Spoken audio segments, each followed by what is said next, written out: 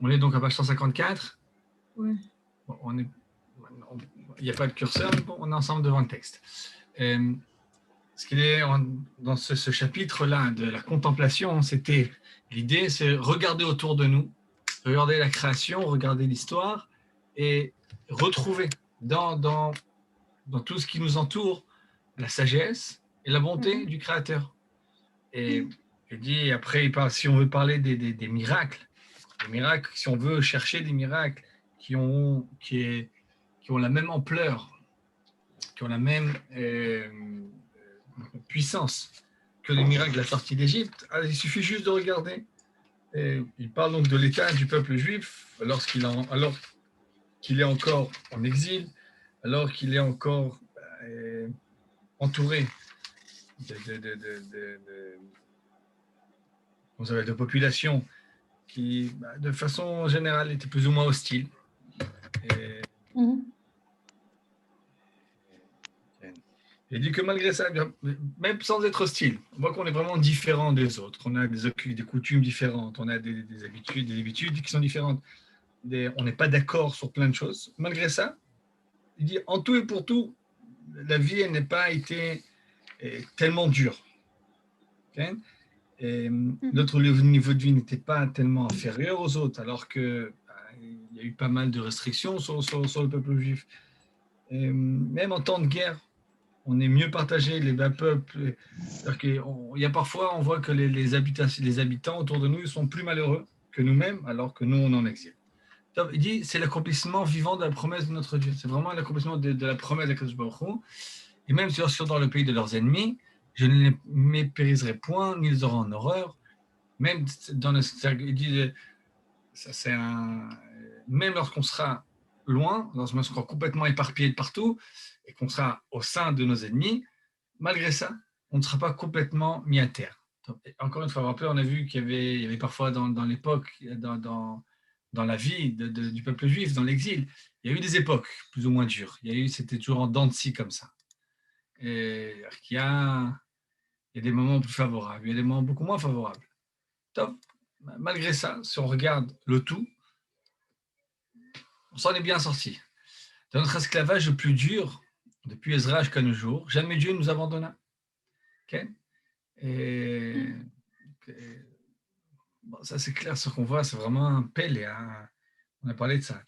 La force de survie qu'il y a dans le peuple juif, qui a traversé toutes les nations, qui a traversé tous les exils, et, alors que des puissances apparemment beaucoup plus fortes, beaucoup plus installées, se sont complètement dissous dans d'autres civilisations.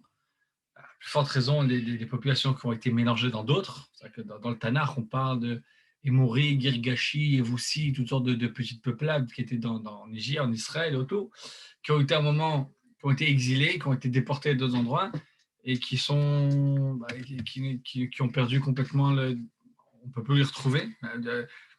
Le peuple d'Amalek, qui est pour nous un principe, l'ennemi, le plus grand problème aujourd'hui, c'est de le retrouver, ce Amalek. C'est de savoir de qui il s'agit. Mais c'est comme toutes les populations. Et même dans le pire exil, je vous rester avec nous. Donc, dans notre esclavage le plus dur depuis Ezra, on n'a jamais été abandonné. Sans le Seigneur qui fut pour nous, qui serait le dit, sans le Seigneur qui fut pour nous, lorsque se dressèrent les hommes contre nous. Le marin dit que c'est les hommes et pas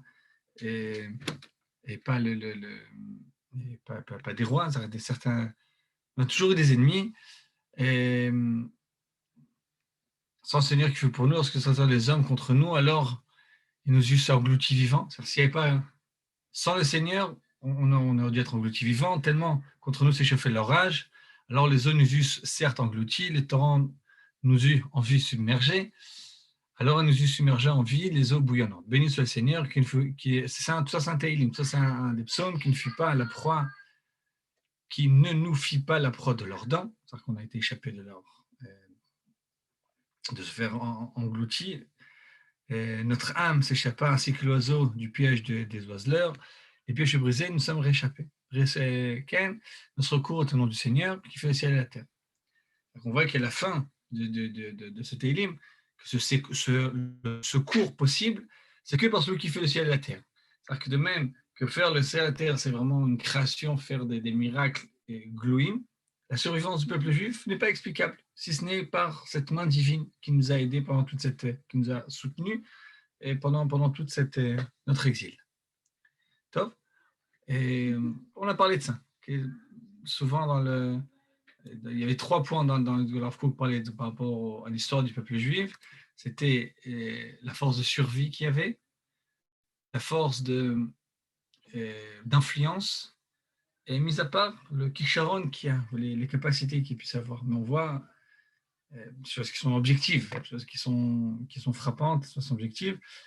Donc, vous savez, pourquoi l'âme Israël a tellement vécu? Vous savez, il a réussi à survivre. Donc, lui donne une explication qui est évidente. Tout simplement, c'est un miracle. C'est clair, c'est un miracle. Mais il y a autre chose encore. Et bon, ça va dépendre un petit peu des interprétations. Il y en a il me semble que Nietzsche disait que c'était un peuple qui était tellement vindicatif, qui voulait tellement se venger que sa haine de tous ses ennemis, c'est ça qui le fait vivre. Et nous, le Rav Kook dit que c'est le contraire. C'est son amour pour toute l'humanité, c'est son amour pour toutes les créatures qui fait qu'il veut vivre pour pouvoir. Mon ordinateur s'est éteint. Bref, on a pas mal de contretemps. J'ai dit, en fait, je peux poser une question. C'est une bonne idée. C'est-à-dire que le peuple de Dieu, il est vraiment lié à Dieu. C'est peut-être le seul peuple qui a cette connexion, cette proximité avec Dieu, avec sa Torah et ses mitzvot. Mais c'est en tant que peuple. Vous savez qu'on a vu la différence, c'est que dans les nations, c'est en tant qu'individu. Chacun peut avoir la connexion, une connexion absolue. Dans l'histoire d'Israël, fait que le peuple juif, en tant que peuple, il a cette connexion-là. Oui. Et en tant que peuple, et après chaque individu faisant partie du peuple. Mais la grande différence entre Israël et les nations, c'est surtout que l'idée nationale est autour du service divin. C'est-à-dire que dans notre histoire, on est sorti d'Égypte pour recevoir la Torah directement. C'est-à-dire que, par exemple, c'est dans la Mida, dans la prière du matin, on a les mitzvahs, ce qu'on appelle la smir geoula litfila, de faire en sorte que lorsqu'on dit la dernière beracha qui parle de la délivrance qu'on est en Égypte, on doit immédiatement commencer la prière après. Il y a 2 côtés à ça. Il y a un côté, c'est pour bien dire que tout ce qu'on a reçu, toutes ces délivrances-là, tous les miracles qu'on a vécus, ça, il y a un seul objectif, c'est prier. Donc, c'est le service divin. Et d'un autre côté aussi, c'est que toute notre prière à nous, elle est dirigée vers la délivrance de toute l'humanité. Mais Ken, le peuple juif, lui, ce qui remarque, c'est-à-dire qu'on voit ça dans sa capacité à survivre. C'est pas une capacité, au fait que l'aide qu'il a eue à survivre, parce que sans une intervention divine, dès le départ, c'est s'il y a déjà 2000 ans, on avait dit qu'on se retrouverait un jour, on serait toujours vivant, on sera toujours là, on va refaire notre pays.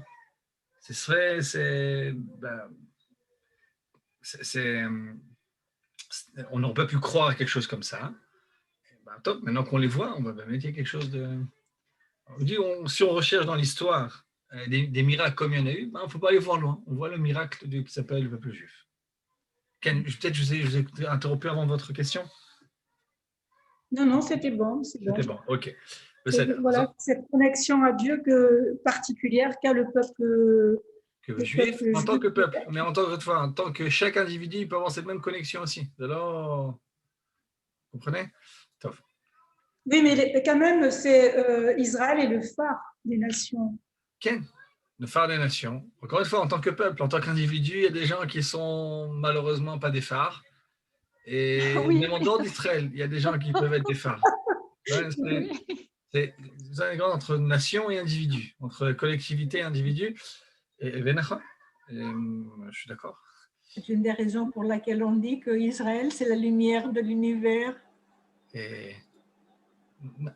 On peut dire lumière dans le sens, parce que si on parle de la Torah, c'est le peuple qui a reçu la Torah et c'est un peuple qui se préoccupe de cette Torah-là, qui explique cette Torah-là, qui étudie cette Torah-là.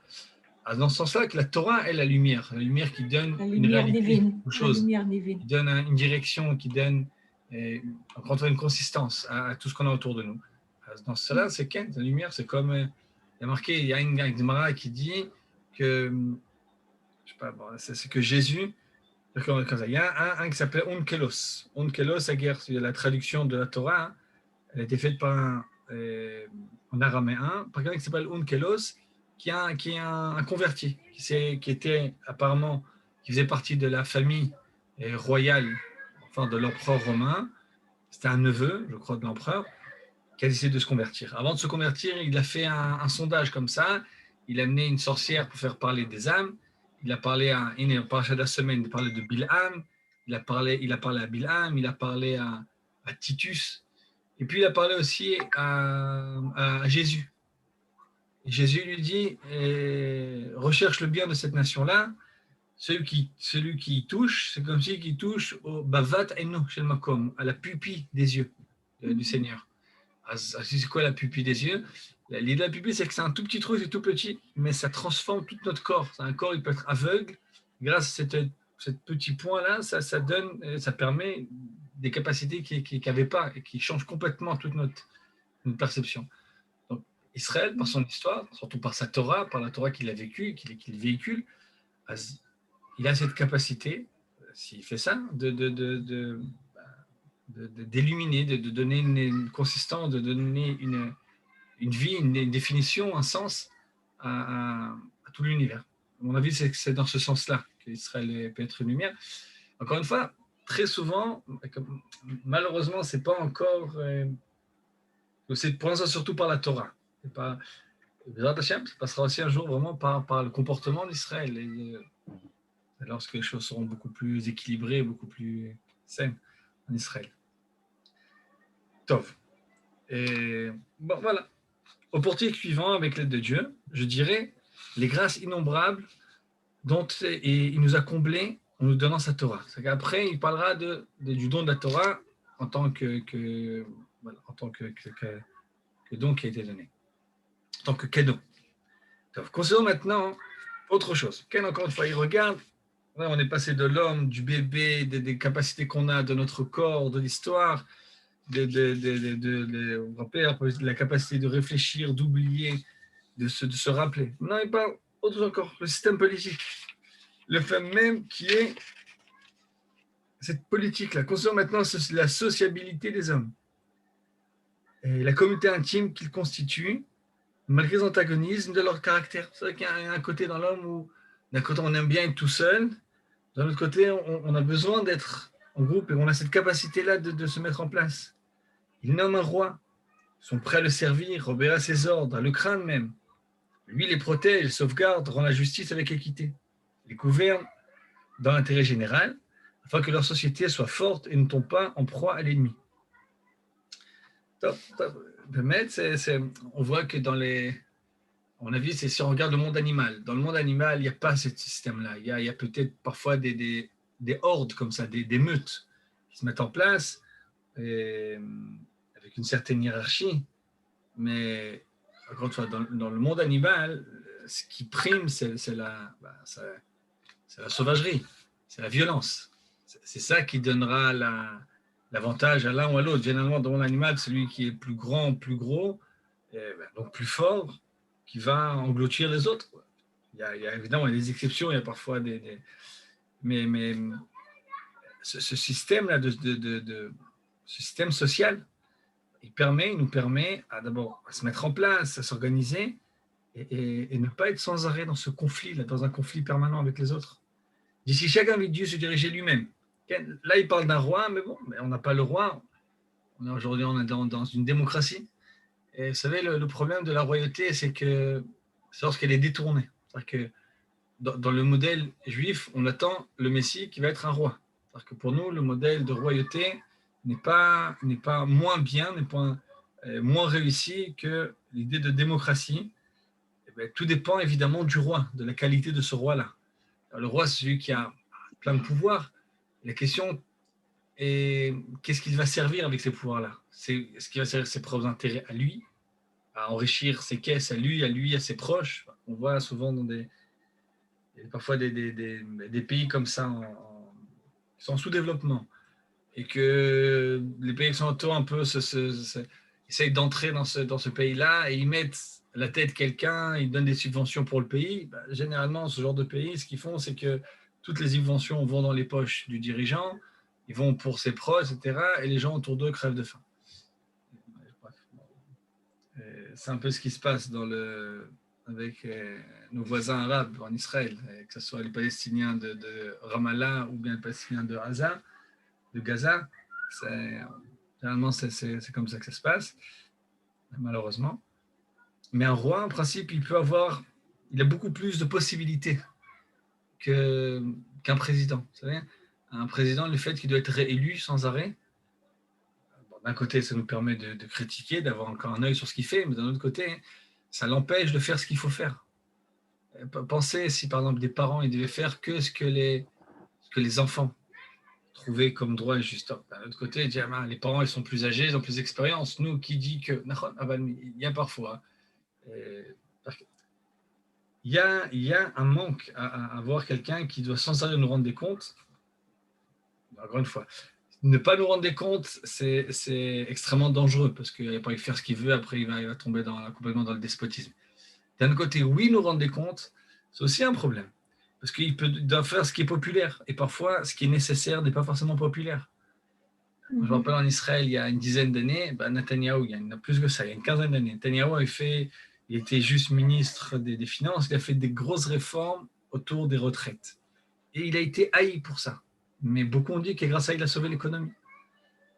Je sais que dans le monde entier, dans le monde occidental, il y a des réformes à faire autour des retraites, mais on ne peut pas le faire, parce que si on le fait, ça va un soulèvement, et puis ce n'est pas populaire, et puis après...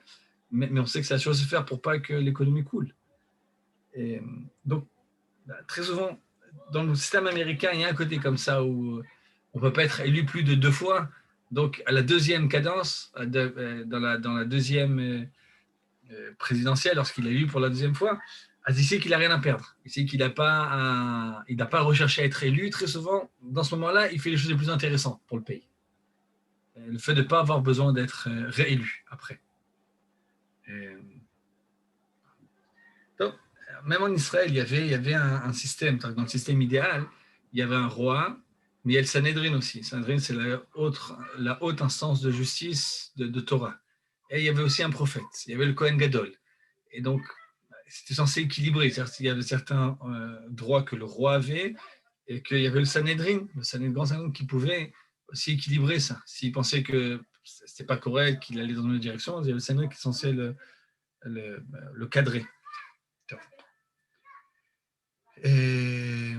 Donc, le fait même qu'il y a cette organisation-là, qu'on a cette capacité à s'organiser, alors que c'est extrêmement complexe, un pays, un État, une société comme ça qui est organisée, et ça nous apporte énormément de bien-être. Et on ne tombe pas aux ennemis. Si chacun se dirigeait lui-même, les hommes ne pourraient construire une tour, ni même un mur. On ne pourrait rien faire de commun. C'est-à-dire qu'à la plus forte raison de faire des routes, d'avoir des armées. Et leurs affaires tomberaient dans l'anarchie. C'est pourquoi le souverain est chargé de garder les lois et d'administrer avec justice sur les voies du bien et du droit. C'est-à-dire qu'il est censé garder et conserver l'ordre de l'État, l'ordre de la nation, avec droiture, avec bienveillance.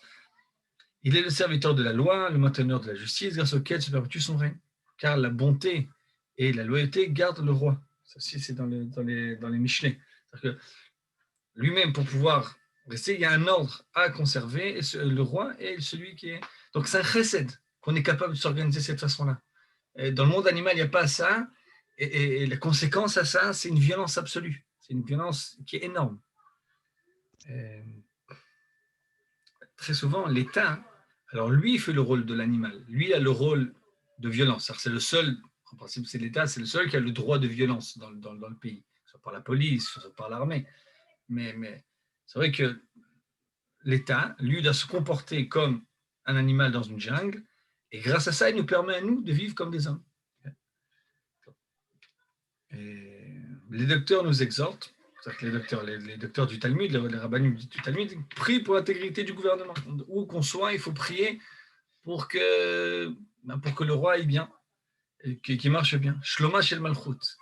Car s'il ne le craignait pas, dès qu'un roi est méprisé, dès que le roi n'a plus de valeur, n'a plus de cette capacité de arta'a, il fait peur à personne, alors dans ce cas-là, les hommes s'entre-dévorer vifs. Chacun pourrait comment dire, chacun s'entre-dévorer. Okay, l'homme est un loup pour l'homme, sans qu'on ait ce système social-là, alors on ne s'en sortira pas. Il faut encore considérer, comprendre ce signe d'une sagesse très haute, une providence étendue à tout, la convention ou le contrat par lequel, c'est-à-dire que maintenant il a parlé du système politique, le fait qu'il y ait un système politique, mais on va dire qu'il y ait un système économique, le fait qu'il y ait de l'argent, qu'on ait aussi, c'est un système qui nous aide énormément. La convention, contrat par lequel les hommes achètent et vendent un moyen d'argent et d'or. Ils s'efforcent d'amasser des métaux précieux pour améliorer leur sort, comme Dieu le permet en sa grâce. Car en eux-mêmes, ils n'ont aucune utilité. C'est intéressant, on prend de l'or et de l'argent, et avant, c'était vraiment c'était du métal or ou du métal argent. Aujourd'hui, c'est encore moins. Et on a une convention, on est d'accord que telle ou telle pièce, tel ou tel morceau de papier, on lui donne telle ou telle valeur. C'est une convention qu'on a entre nous. On dit c'est un chesed gadol, mais ceci, c'est une grande sagesse, parce qu'on pense que c'est quelque chose qui ne sert à rien en lui-même. Quelqu'un qui a plein d'argent, mais qui ne peut rien acheter avec, il ne pourra rien faire. Un homme affamé, assoiffé, ne saurait qu'en faire dans un lieu désert où qu'elle me réunisse sa faim de sa soif. Donc, l'or, l'argent, c'est quelque chose qui ne vaut rien en soi, mais c'est juste une convention qui nous permet de faire ci ou cela. L'argent ne peut. Aujourd'hui encore, c'est encore moins ça. C'est-à-dire qu'il y a encore jusqu'à un certain moment où chaque billet qu'on avait, il y avait son pesant d'or. Il avait sa valeur d'or dans les caisses nationales. Et donc, il y avait encore. Il y a une époque, c'était vraiment. Vous avez connu ça, des pièces de 5 francs qui étaient en argent, vraiment en argent. Après, c'est plus de l'argent, c'était d'autres métaux, mais ça correspondait à quelque chose dans les caisses de l'État. Là, c'est complètement virtuel. C'est-à-dire qu'on a des pièces, il y a de la monnaie, mais à quoi elle correspond, c'est pas un lopochut. Vous savez, plus on avance, plus ça devient compliqué. Aujourd'hui, il y a plein de monnaies qui sont complètement virtuelles. Un truc que je ne savais pas, c'est par exemple une banque, quand elle nous prête de l'argent, elle crée cet argent-là. Elle a le droit de créer de la monnaie. C'est-à-dire que parce qu'elle nous donne 1 million d'euros, 200 000 euros pour prendre un crédit sur une maison, elle n'a pas à les sortir de ses caisses. Elle a le droit de créer ces 2 millions. Une partie, en tout cas, de cet argent-là, elle le crée tout de suite. Donc, ça ne lui coûte rien. Et c'est fou. Comment ça marche, c'est impressionnant. C'est vraiment compliqué. Top. Il est même remarquable qu'on soit beaucoup plus en médecine de minéraux ordinaires que de minéraux précieux. C'est-à-dire que même pour la médecine, c'est-à-dire que cet or, cet argent-là que tout le monde court vers avec, et même pour des problèmes médicaux, ces minéraux-là, ils ne nous servent à rien. On a plus d'utilité avec d'autres choses. L'homme ne peuvent que penser ou guérir la moindre plaie. Bref, okay. Il est remarquable que l'humanité ne soit pas totalement dépourvue de métaux précieux. Ces métaux précieux-là, si c'est important, parce qu'il y en a, mais pas trop. Mais que certains hommes en tiennent beaucoup, et tous, ordinairement, quelque peu. Alors, il explique, c'est bien qu'il y ait des pauvres et des riches. L'idée, c'est que, car si chacun en a donné beaucoup, il n'y a plus aucune valeur. Okay? Il y a toujours des histoires comme ça. Si on est dans un endroit où il y a des diamants qui sont comme la poussière de la Terre, il y a une des planètes, je crois, Saturne, où il y a des pluies comme ça de diamants. Il y a des diamants qui tombent. Le diamant ne vaudrait plus rien, simplement. Et donc, le fait que ces métaux-là, qui sont d'un côté, ils sont présents, mais pas trop, et que tout le monde n'en a pas comme ça à profusion, ça permet qu'il y ait ce chouk-là, qui permet qu'il y ait un marché. Ça en donne beaucoup, ils n'ont plus aucune valeur. Ils sont rares d'un côté, abondants de l'autre. Ils sont aussi précieux que méprisables, en étant eux-mêmes inutilisables. Tel le haut dessein de la sagesse du Seigneur. Voilà. C'est quelque chose d'extraordinaire. C'est des morceaux de métaux comme ça qui, en soi, on ne peut rien faire avec, mais d'un côté, on court tous derrière ces morceaux de métal-là, parce qu'on a accepté entre nous que ce métal-là, il nous permettait de faire plein de choses. On peut le troquer contre énormément de choses. Donc, considérons enfin les choses qui font subsister leur corps et leur permettent de se maintenir en état de santé. Elles se trouvent en abondance ou en rareté suivant les besoins dont nous avons. Oh, ça c'est intéressant. Plus quelque chose est nécessaire à notre survie, on verra plus il est abondant. On a besoin d'énormément d'oxygène. On ne peut pas rester plus de quelques instants sans respirer. On va dire plus que quelques secondes, une minute et demie, 2 minutes. Et donc l'oxygène est en pleine chose. On a besoin énormément d'eau. Plus on a besoin de quelque chose, plus il est présent dans la planète. De l'eau, celles qui sont nécessaires sont abondantes et accessibles. Au contraire, ce dont on peut se passer est rare et se trouve moins aisément. Il est impossible de vivre sans air ne fût-ce un instant. Le Créateur en a rempli le monde et personne n'en manque jamais. L'eau est également indispensable. Nous en avons un besoin moins urgent, moins immédiat. Aussi, le Créateur qui est répandu sur la terre, par une sorte de lieu déterminé, où se rassemblent les vivants, elle ne fait jamais défaut. De façon générale, c'est-à-dire que si elle ferait défaut, on ne peut plus vivre. Mais elle ne couvre pas tout. Il y a des marchands d'eau, alors que l'air ne se vend pas. C'est-à-dire que si on peut vendre de l'eau, l'air, ça s'en peut. Car si l'une est plus difficilement accessible à certains animaux, c'est l'eau. L'autre est partout, dans toute créature, et toute créature jouit également de ses biens. Donc c'est entre l'air et l'eau. Après, on doit manger. L'homme doit manger, mais à l'inverse de l'air et de l'eau, il peut subsister un certain temps sans se nourrir. Aussi, elles sont plus rares, plus précieuses. Mais encore se trouvent-elles partout, sans jamais, normalement, manquer à quiconque. C'est-à-dire que c'est rare qu'il y ait des endroits avec la famine. La famine, c'est vraiment des cas exceptionnels qu'il y a de la famine. De même, les vêtements de cuir, de laine, le lin sont plus difficiles à se procurer, moins courants, parce que l'homme pourrait vivre plus longtemps sans eux, plus que les aliments. On a beaucoup, en principe, moins besoin, ou bien ils offrent des possibilités de substitution plus grandes. On a plusieurs possibilités pour se couvrir. Donc c'est moins présent que du pain et que la nourriture. Moins encore, les pierres précieuses, l'or, l'argent, les autres minéraux correspondent à des besoins encore moins pressants, moins urgents. Ils sont juste pour une convention, et se trouvent avec plus de rareté encore. L'homme peut vivre sans. Et c'est pour ça, c'est la raison. C'est-à-dire que pourquoi on en trouve moins? Tout simplement parce qu'on en a moins besoin. Béni soit le Créateur, le sage, le condescendant, celui dont la miséricorde s'étend à ses esclaves, qu'il surveille en vue de leur bien et de leur redressement. Lui seul est Dieu, dont la clémence sauva Ninive, dont Jonas n'eut point pitié. Il est bon le Seigneur pour toutes choses, et ses miséricordes sur toutes les œuvres s'étendent. Les œuvres. Donc, on a terminé ce chapitre-là. Maintenant donc à chapitre 6, et on doit s'arrêter ici. Et voilà. Tov. En gros, vous voyez, comme il dit, c'est pas exhaustif comme liste, mais ça me donne une idée comme ça. Tout ce qu'on a autour de nous, regarder et voir la bonté dont on en tire, et qu'il n'y a rien qui est évident, si on compare un petit peu aux animaux, et puis même si on compare au fait que ça aurait pu être différent, ça aurait pu être un monde complètement différent. Et, plus on avance, il y a des avancées qu'on a par rapport à d'autres générations. Je ne sais pas vous, avec tous les problèmes qu'on a, moi je suis très très content de vivre aujourd'hui en 2021 et pas, on va pas dire en 1940, c'est sûr, mais même en 1960, ou bien même vivre en 1800 ou au Moyen-Âge, où il me semble que la vie a énormément évolué en bien, en tout cas pour les hommes.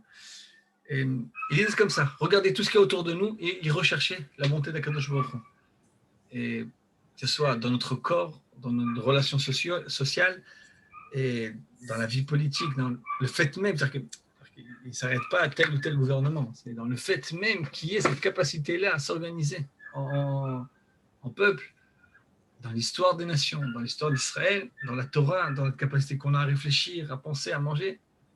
Quelqu'un qui vit comme ça, il est complètement entouré de la bonté d'Akadosh Baruch Hu. Et tout ce qui nous fait vivre bien, qui nous permet de vivre, qui nous permet de fonctionner, c'est pas évident, c'est pas quelque chose qui va de soi, et donc qui demande en nous notre, en tout cas d'abord dans le cœur, ce remerciement-là.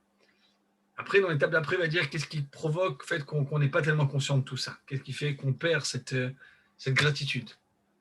Et puis le portique d'après, il va dire qu'est-ce que cette gratitude-là est censée créer en nous et qu'est-ce qu'elle implique, quelle est sa conséquence. La conséquence, c'est le service divin.